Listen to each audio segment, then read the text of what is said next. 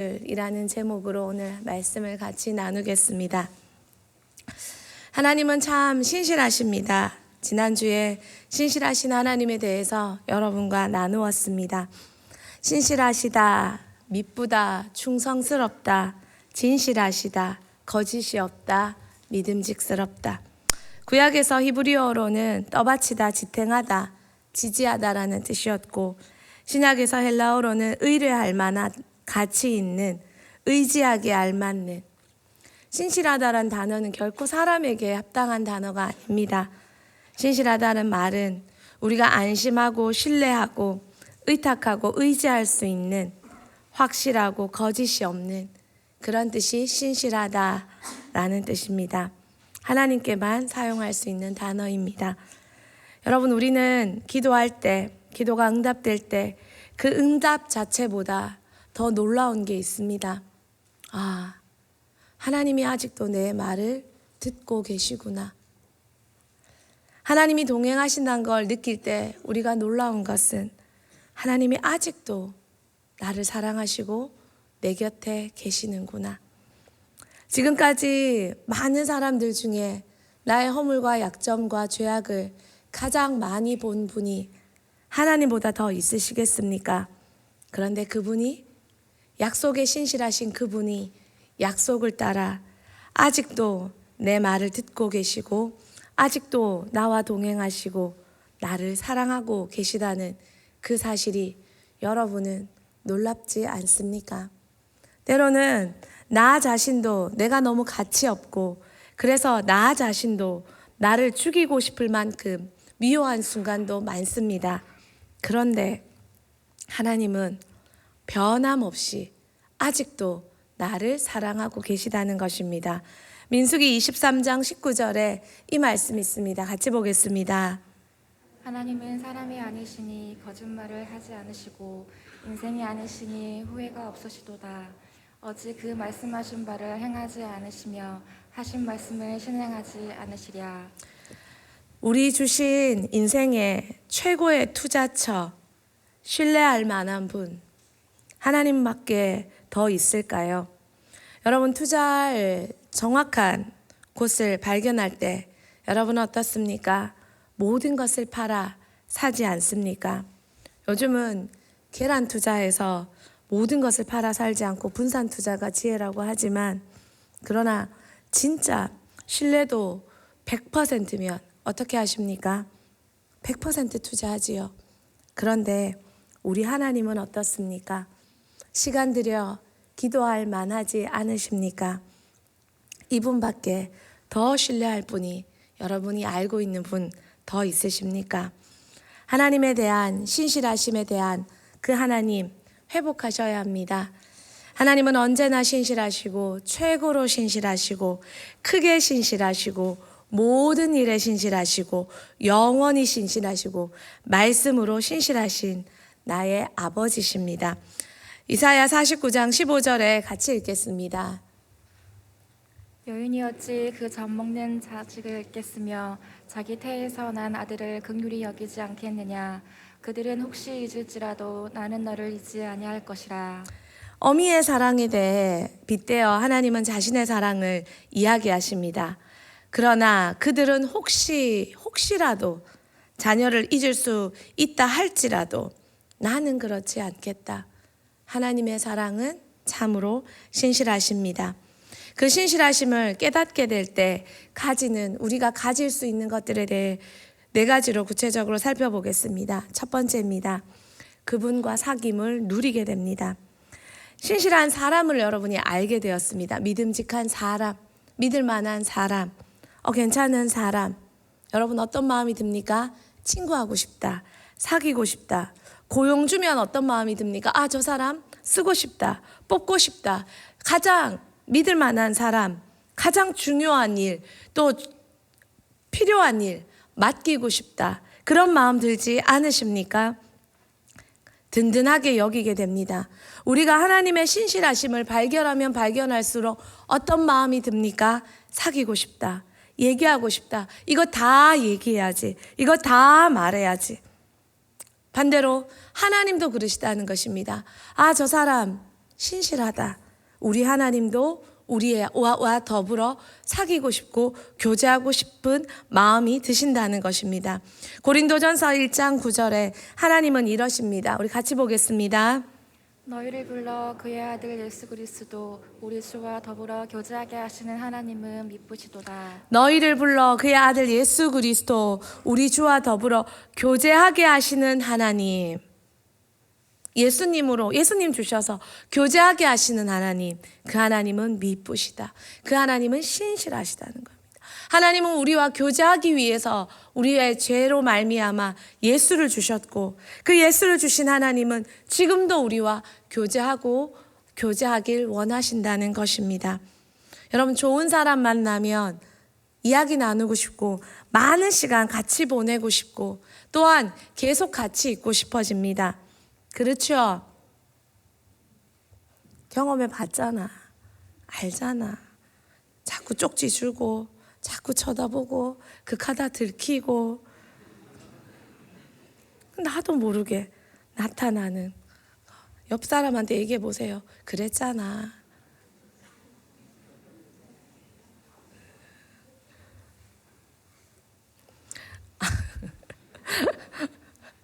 아니, 그래도 되고 안 그래도 돼요. 갑자기 굳어지면서 나를 이렇게 응시하고 있으면 더 들켜. 예. 좋은 사람을 만나도 그렇게 같이 있고 싶은데 하나님이 진짜 좋은 분이다. 진짜 믿을 만한 분이다. 그런데 한 시간이 길까요? 짧을까요? 그분에 대한 신실함 회복되셨습니까? 또요, 두 번째는요, 하나님의 신실하심을 깨닫게 되면요, 자꾸 교제하고 싶고요. 두 번째는요, 하나님의 신실하심을 깨달으면 인생의 많은 시험 이기게 됩니다. 고린도전서 10장 13절 말씀 같이 보겠습니다. 10장 13절 말씀 같이 보겠습니다. 사람이 감당할 시험 밖에는 너희가 당한 것이 없나니 오직 하나님은 미쁘사 너희가 감당하지 못할 시험 당함을 허락하지 아니하시고 시험 당할 즈음에 또한 피할 길을 내사 너희로 능히 감당하게 하시느니라. 사람이 감당할 시험밖에 주신 이가 없다. 여러분, 우리가 어떤 어려움 앞에 못하겠다, 힘들다, 억울하다, 왜 나만, 나는, 그 자는 이러면 절대 그 시험 못 이깁니다. 왜요? 불공평하다, 나한테는 불공정하다, 그것이 결국 파고들면 하나님에 대한 그런 마음으로 들어갈 때 우리는 그 시험을 절대 이길 수 없습니다.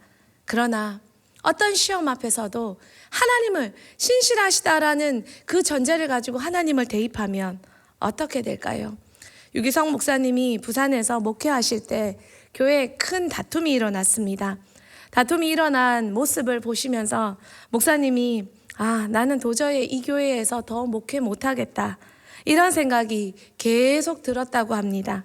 그러다가 새벽에 기도하는데 갑자기 불현듯 이런 생각이 들었습니다. 마귀가 역사하고 있구나. 마귀가 싸움이 일어나게 하고 결국 나도 포기하고 그전 목사님들처럼 떠나게 만들게 하려고 하고 있구나. 그래서 이 교회를 쑥대밭으로 만들려고 하는구나 라는 생각이 들자 절대 마귀가 원하는 대로 내가 행동하지 말아야겠다. 그리고 하나님의 신실하심을 거기에 대입했습니다. 그러자 그 자리를 더 지키게 되었고, 이거는 못할 일이 아니라 마귀를 막아내면 된다, 할 수 있다, 하나님이 나와 함께 하신다. 그리고 나서 정말 큰일처럼 여겨졌던 그 싸움이 몇 개월 뒤 모든 것이 회복되고 더 든든히 세워져 가는 교회가 되었다는 이야기를 하십니다. 어려움 앞에, 힘든 일 앞에 못하겠다는 생각, 억울하겠다는 생각, 그 생각이 드십니까? 신실하신 하나님을 거기에 대입해 보십시오. 신실하신 하나님이 주신 어려움이라면 할만합니다. 신실하신 하나님이 주신 인생이라면 살만합니다. 신실하신 하나님이 내 곁에 계시다면 무엇이 어렵겠습니까? 또 이건 마귀가 주는 시험인데 라는 생각이 들 때 내 옆에 누가 계시는지 생각해 보십시오.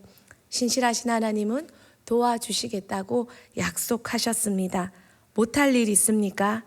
하나님이 주신 일은 사람이 감당할 시험 밖에는 또 하나님은 말씀하십니다.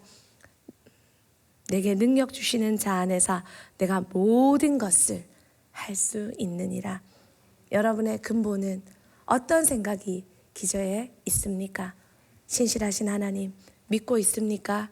그러면 이렇게 고백해야 합니다. 우리 다 같이 고백합시다. 할 만하다.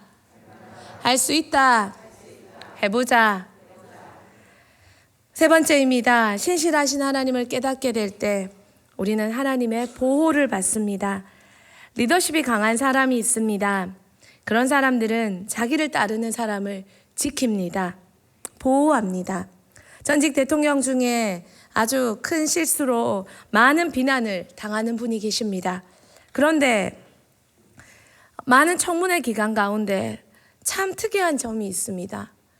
그런 큰 허물을 가진 분인데 이상하게 청문회에 나온 그분을 따르는 사람들은 철저하게 그분에게 복종하더라는 것입니다.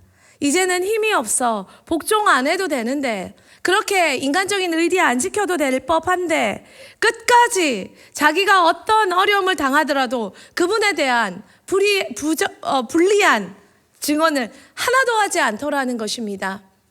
그럴 때 많은 사람들이 생각합니다. 아, 저 사람 허물은 있지만 자기 사람에 대해서는 철저했구나. 리더십 하나는 철저했구나. 자기 사람 하나는 정말 잘 지켰구나. 그런 평가를 한다는 것입니다. 모생의가 강한 어미는 위험에 처할 때 자기가 아니라 자녀부터 끌어안습니다. 자녀부터 돌봅니다. 여러분, 리더십이 강한 사람, 모성애가 강한 어미도 이러할진데 하나님은요, 내 사람이다 라고 여기는 그 사람에 대해 우리 하나님은 보호하시지 않으시겠습니까? 다윗은 이 사실을 너무 잘 알았습니다. 그래서 내가 잘했고 잘못 부족했고 모자라고 이것은 뒷전이고 어떤 어려움만 오면 하나님께 먼저 피했습니다. 그래서 다윗은 어떤 어려움에도, 때로는 자기의 큰 실수에게도 하나님께 도망가 도움받고 보호받았습니다. 그래서 얻은 아들이 솔로몬이지 않습니까? 그 솔로몬이 받은 복이 얼마나 큽니까? 데살로니가후서 3장 3절에 이런 말씀이 있습니다. 같이 봅시다. 주는 미쁘사 너희를 굳건하게 하시고 악한 자에게서 지키시리라. 사람에게 말 못할 어려움 가지고 계십니까? 그러니 더더욱 하나님께 오셔야겠지 않습니까? 그러니 더더욱 하나님께 피해야 되지 않겠습니까? 그분은 끝까지 보호해 주십니다. 로렌 커닝햄의 책 중에 내 신을 벗어라 라는 책 중에 계속 기억에 남는 로렌의 이야기가 있습니다. 로렌 커닝햄이 자신의 모든 인생을 하나님께 드리기로 결단했습니다. 자신의 부자 고모, 자녀가 없는 부자 고모가 자신의 모든 사업체를 로렌 커닝햄에게 물려주기로 결심하고 로렌 커닝햄을 불렀습니다. 로렌이 하나님께 인생을 헌신하기로 결단한 바로 그 즉시였기에 그 좋은 기회마저도 거절했습니다. 고모는 이해할 수 없어 했고 많은 사람들은, 목회자들까지도 그의 결단을 이해할 수 없어 했습니다. 그는 모든 교단에서도 자신의 자리를 사임하고 새로운 선교단체, 새로운 사역, 그 시작에 아무것도 보이지 않는 예수전도단을 시작하기 위해 모든 것을 내려놓았습니다. 그리고 아내와 함께 고속도로를 운전하며 앞으로의 인생을 하나님께서 부르셨으니 어떻게 인도하실지 기대하며 자신의 운전대를 장거리 운전에 아내에게 넘겨주고 아내를 바라보며 그렇게 잠이 들었습니다. 그리고 얼마 뒤 큰 충격과 함께, 큰 어둠과 함께 얼마간의 시간이 흘렀는지도 모르고 눈이 떠졌습니다. 그리고 아무것도 기억이 나지 않고 무언가가 자신의 머리를 적시는 걸 느꼈습니다. 피었습니다. 그리고 얼마 뒤 생각해 보니 모든 것이 부셔져 있었습니다. 그리고 아내가 떠올라 두리번거리니 차체 밑에 깔린 동공이 고정돼 있는 아내가 보였습니다. 아내의 호흡이 멈췄습니다. 너무 놀라 하늘을 향해 아무도 없는 그 텅 빈 고속도로에 미친 듯이 외쳤습니다. 하나님! 그때 하나님이 로렌에게 이 한마디 질문하셨습니다. 넌 아직도 나를 신뢰하니? 하나님은 이런 상황에서도 로렌 커닝햄이 하나님을 신뢰하시는지 알고 싶으셨던 것입니다. 저는 그때 로렌이 했던 대답이 참 제 가슴을 울렸고 지금도 울리고 생각할수록 울립니다. 하나님, 이제 제게 남은 건 하나님 한 분밖에 없는데 왜 그런 질문을 하십니까? 이제 제게 남은 건 하나님 한 분밖에 없는데 그런 쓸데없는 질문을 왜 하십니까? 라고 로렌은 하나님께 도리어 되물었습니다. 그랬을 때 하나님이 아내를 위해 기도해라 라고 하셨고, 로렌은 그 자리에서 아내를 위해 기도했고, 아내의 호흡이 퍽 하고 터져 나왔지만 아내는 여전히 의식을 차리지 못했고, 바로 그때 지나가던 멕시코 한 사람이 차를 세워 119를 불러주고 119가 도착하고 가까운 병원으로 아내는 이송되었고, 그리고 아내와 자신은 모든 것이 치료되어 큰 충격은 있었으나 큰 부상 없이 회복되어져 갔고, 하나님과 그의 관계는 더 깊은 신뢰로 나아가게 되었습니다. 서로가 서로의 신뢰를 확인했던 순간입니다. 여러분, 하나님보다 더 신실한 분 발견하셨습니까? 하나님보다 더 안길 만한 분 발견하셨습니까?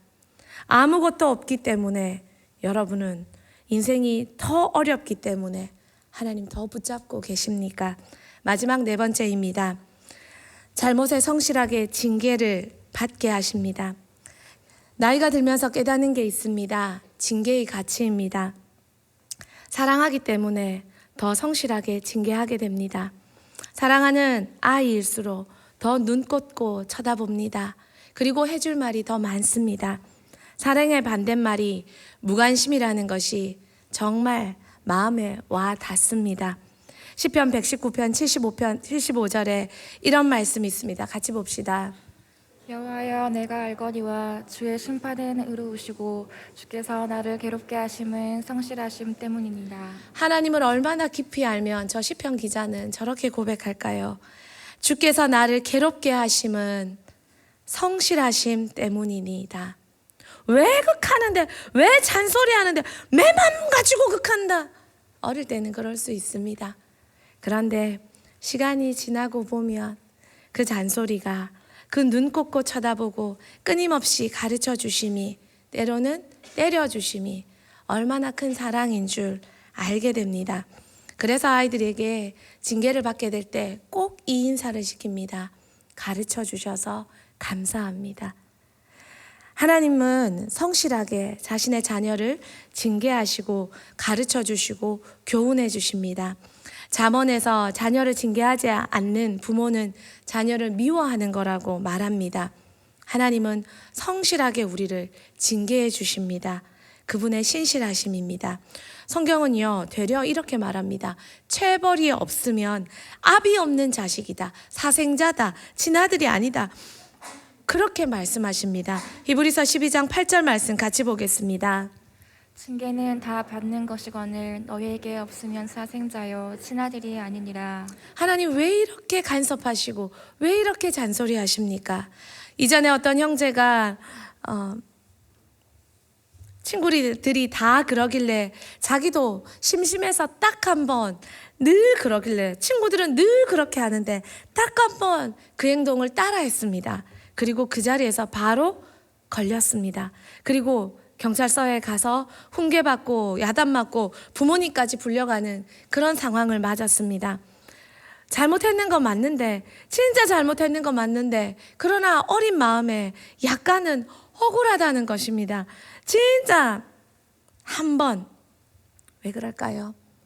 하나님이 아빠이시기에 성실하게 징계하시며 가르쳐 주시기 때문입니다. 그것은 포기하지 않고 살아가시며 간섭하시며 너를 키우겠다, 너를 내가 제대로 길러내겠다는 하나님의 사인입니다. 징계에 담긴 그분의 신실하심을 보고 계십니까? 징계받을 때 우리는 나의 잘못을 깨닫고 더 많이 배워야 합니다. 하나님의 신실하심을 믿으면 징계받을 때 그것이 특권인 줄 알고 누리게 됩니다. 말씀을 정리하겠습니다. 여러분, 신실하신 하나님 얼마나 믿고 계십니까? 누리고 계십니까? 하나님도 신실하신 사람을 찾고 계십니다. 당신의 신실하심을 믿고 신실하게 자신을 따라오는 자를 찾고 계십니다. 그 사람을 찾으실 때 그 사람에게 약속을 주시고 그 사람에게 사명을 맡기시고 그 사람을 가까이 두십니다. 신실하신 하나님 믿고 신실하신 자 되어 그분 안에서 축복을 누리고 그분이 주시는 이 모든 것, 시험을 이기고 보호를 받고 교제하고 징계받아 하나님 앞에 멋진 인물로 서는, 하나님 앞에 최고의 인재가 되는, 그리고 하나님이 모든 것을 믿고 맡길 수 있는 그 한 사람이 여러분이 되어주면 참 좋겠습니다. 마지막으로 제가 참 좋아하는 말씀입니다. 이사야 48장 17절 말씀 같이 보겠습니다. 너희의 구속자시요 이스라엘의 거룩하신 이신 여호와께서 이르시되 나는 내게 유익하도록 가르치고 너를 마땅히 행할 길로 인도하는 내 하나님 여호와라. 지금도 나에게 간섭하시는 그 하나님이 계셔서 참 좋습니다. 우리 이 찬양 같이 고백합시다.